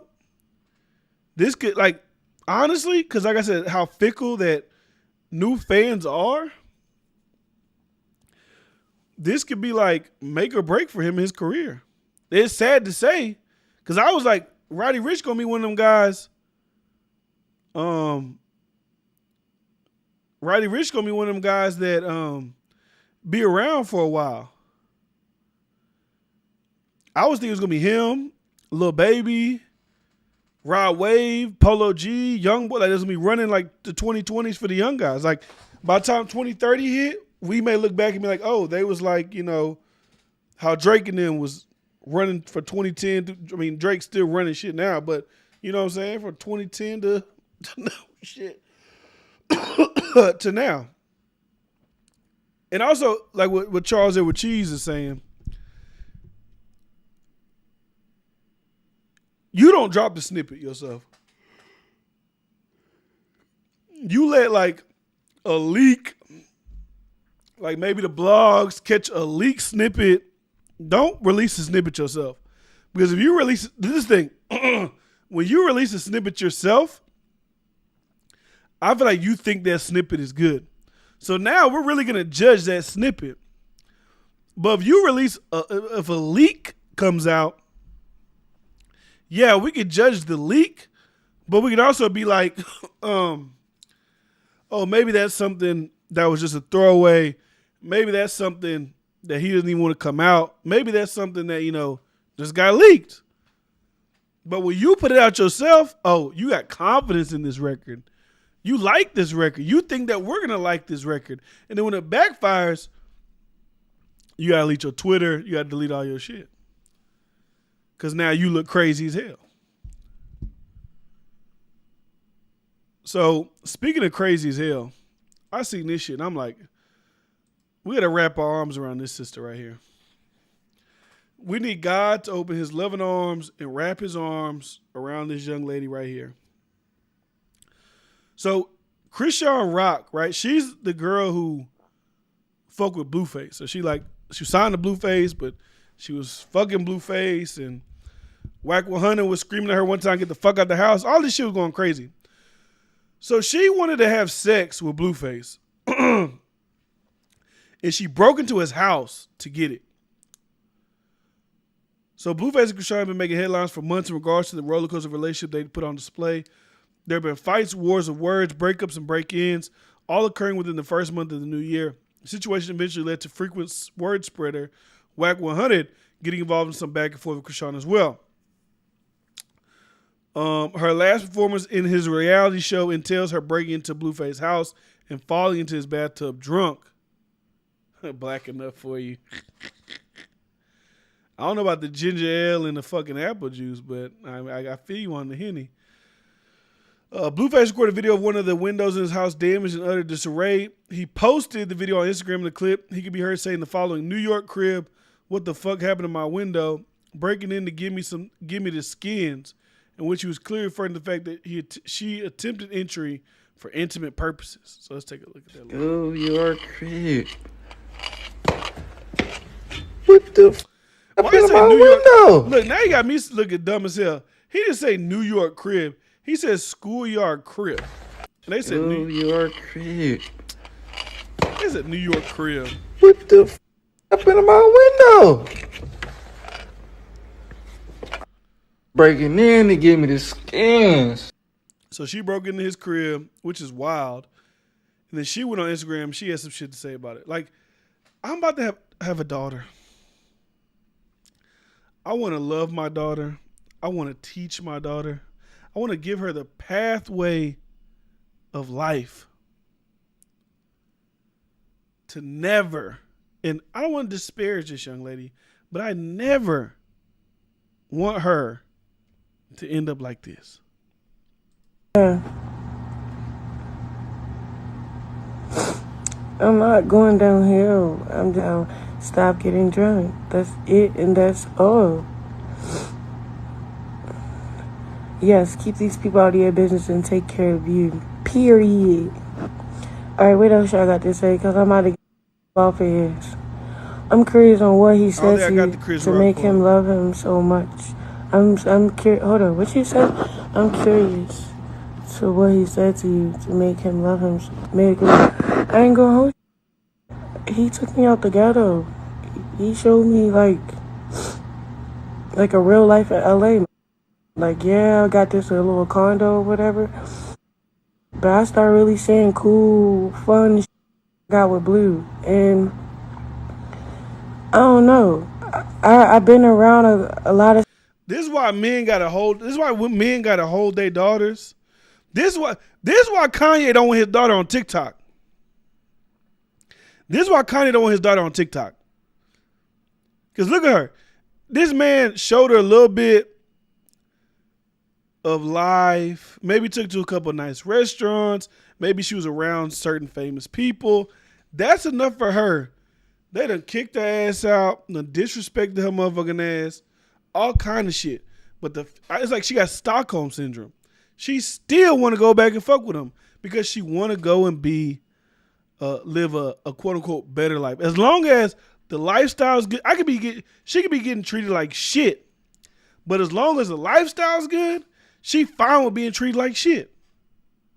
And like I said, as a man who's about to have a daughter, I don't want her to ever think she got to stay with a dude because the lifestyle's living. You know what I'm saying? Like she like nasty bitch. Like what? I wonder why J and B didn't go to that wedding. They told you. So she continues. And look, she's not even an ugly girl. Like she look crazy. She got like face tattoos with his name, and she like I would never re-date a girl who has face tattoos of another guy. Like I said, she got Stockholm syndrome. You're a victim. So I'm sorry. I was believing anything is possible last night. She's recording herself right now. In Blueface's house, broken into his house. I can't do it. Why do I want it so bad?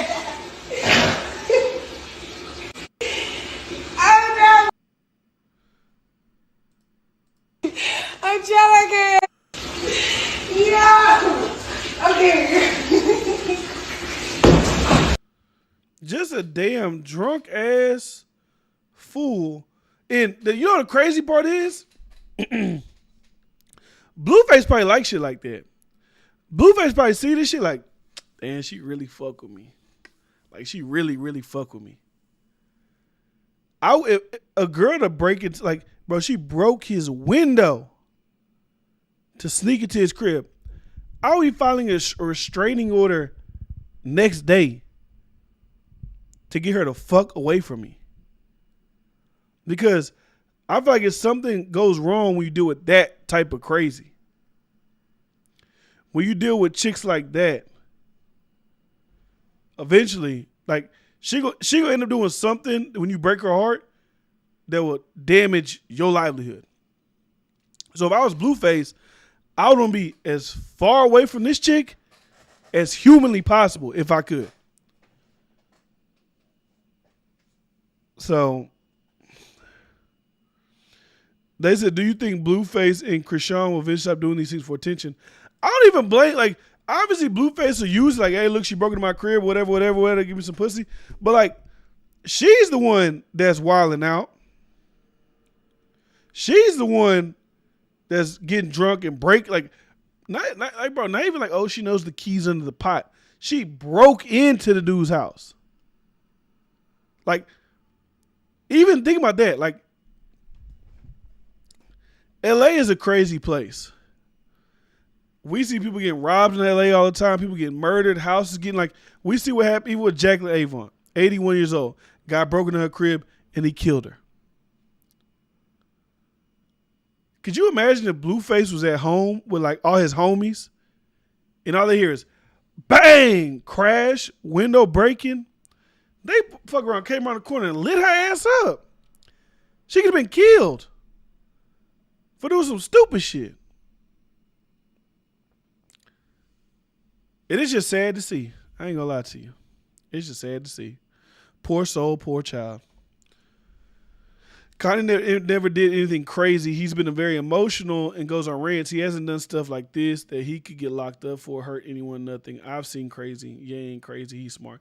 Why are you talking about Kanye? Who brought up Kanye? Who brought up Kanye crazy? Who brought him up?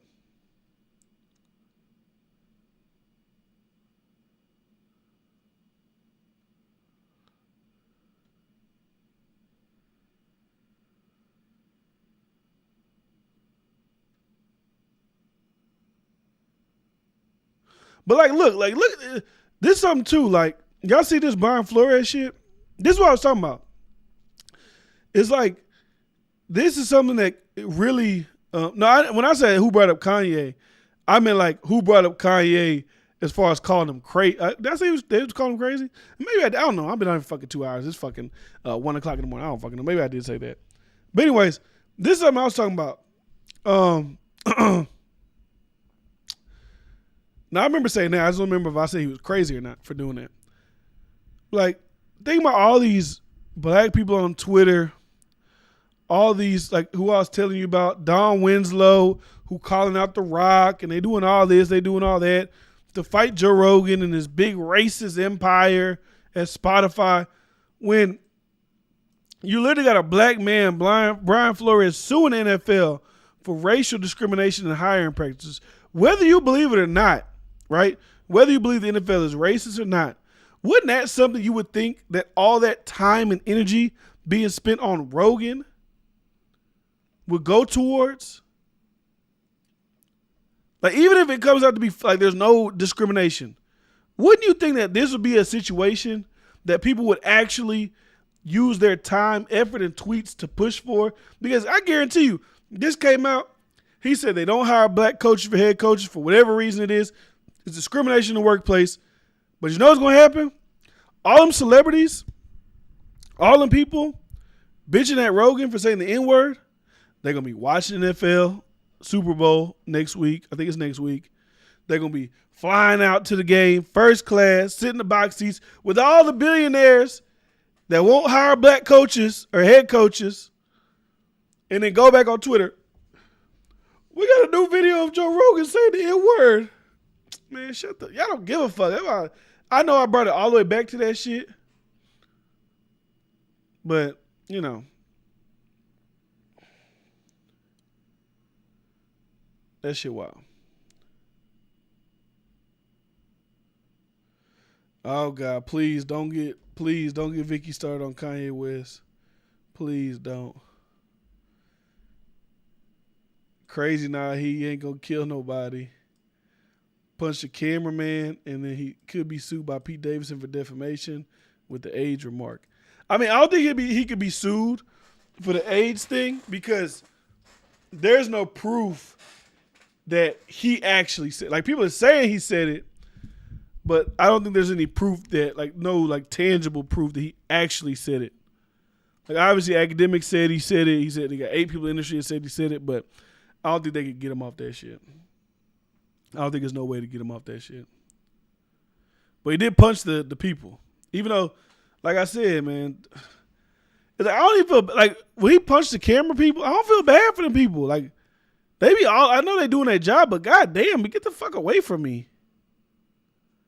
Like, why are you all, like, that would have known the fuck, like, if I was walking around and people just, like, damn, bitch, get away from me. That would annoy me too. But that's, I guess, you know, when you become a superstar celebrity, you know, that's the life that you that's the life that you sign up for. That's the life that you choose to partake in, if that's the life that you want to live.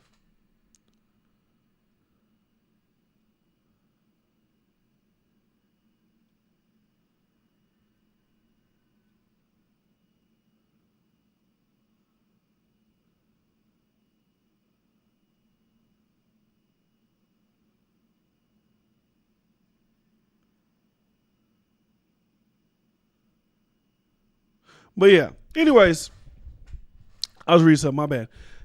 That's all I got for tonight. I'm tired of the motherfucker. I appreciate everybody being here again for the live. I really like doing these live streams, man. That shit fun. I think we peaked at about 15, 16 people in the chat, or at least watching at one time. And if you got opinions, man, don't be scared to comment your opinions in the chat, man. Let us know how you feel. I want to know how everybody feels about all the shit we talking about, all the shit we discussing. But like I said, that was fun. I'm Sunday night. I ain't gonna lie, I might not be back tomorrow. We'll see if there's a lot of shit to talk about. But I will definitely be back on Monday. So y'all go get some rest. I appreciate y'all for rocking with me. I know it's late to the motherfucker. I don't know what time it is where you at, but where I'm at, you've been gaining some followers of late. I got your money. Next time, hey, salute. Salute to you, big dog. 12:51 a.m. where I'm at. I'll see you guys then. I'm gonna send you an alert. We on, big dog. Come on, come on.